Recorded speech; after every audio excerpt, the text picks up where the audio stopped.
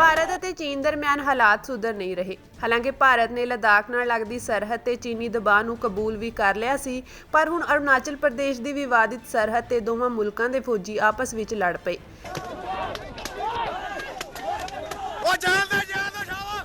ਇਸ ਝੜਪ ਵਿੱਚ ਦਰਜਨਾਂ ਜਵਾਨ ਜ਼ਖਮੀ ਹੋਏ ਹਨ। 15 ਜੂਨ 2020 ਨੂੰ ਲਦਾਖ ਦੇ ਗਲਵਾਨ ਇਲਾਕੇ ਵਿੱਚ ਭਾਰਤੀ ਅਤੇ ਚੀਨੀ ਫੌਜੀਆਂ ਦੀ ਝੜਪ ਵਿੱਚ 20 ਭਾਰਤੀ ਫੌਜੀ ਮਾਰੇ ਗਏ ਸੀ ਤੇ 4 ਚੀਨੀ ਫੌਜੀਆਂ ਦੀ ਮੌਤ ਹੋਈ ਸੀ।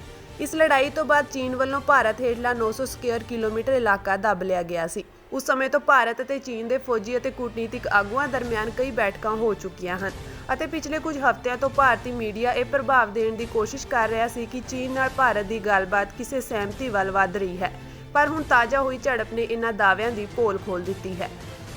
ਭਾਰਤ ਵਿੱਚ ਵਿਰੋਧੀ ਧਿਰ ਹੁਣ ਪ੍ਰਧਾਨ ਮੰਤਰੀ ਨਰਿੰਦਰ ਮੋਦੀ ਨੂੰ ਚੀਨ ਖਿਲਾਫ ਕਮਜ਼ੋਰ ਵਿਖਾਉਣ ਦਾ ਦੋਸ਼ੀ ਦੱਸ ਕੇ ਘੇਰ ਰਹੀਆਂ ਹਨ ਅਤੇ ਭਾਰਤ ਸਰਕਾਰ ਪਾਰਲੀਮੈਂਟ ਵਿੱਚ ਚੀਨ ਨਾਲ ਸਰਹੱਦੀ ਟਕਰਾਅ ਦੇ ਮਸਲੇ ਤੇ ਗੱਲਬਾਤ ਕਰਨ ਤੋਂ ਭੱਜਦੀ ਨਜ਼ਰ ਆਈ।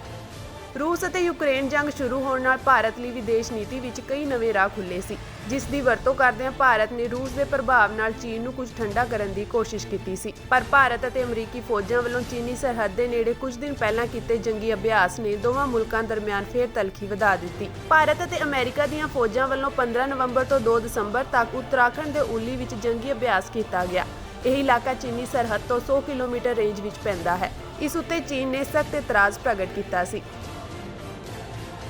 ਚੀਨ ਅਤੇ ਭਾਰਤ ਦੇ ਫੌਜੀਆਂ ਦਰਮਿਆਨ 9 ਦਸੰਬਰ ਨੂੰ ਅਰੁਣਾਚਲ ਪ੍ਰਦੇਸ਼ ਦੀ ਸਰਹੱਦ ਤੇ ਝੜਪ ਹੋਈ।